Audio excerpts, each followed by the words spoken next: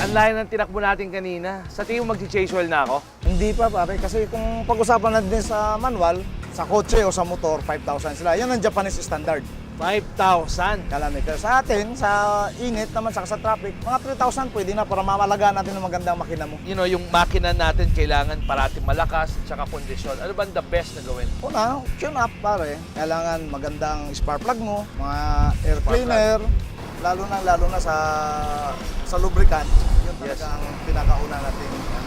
So, kailangan maganda yung langis na ginagamit natin. So, sa tingin mo, pare, itong Shell Advance kaya, okay kaya to sa makina ko?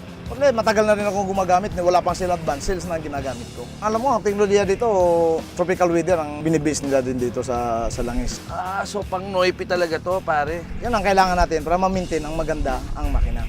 Kailangan ba maglagay ng additive o... Ito, advance na ito, di ba? Oh, Hindi na kailangan lagyan mo na additive to. hindi na kailangan. Oo. So, kailangan parati natin chine-check parati yan. Itong pinaka-importante sa lahat. Langis. Langis, oo. Okay, so bro, ang kailangan natin is change oil, oil filter, air cleaner, at saka... Shell Advance Oil, itong pinaka-the best pare. So, enjoy every ride. Ayos!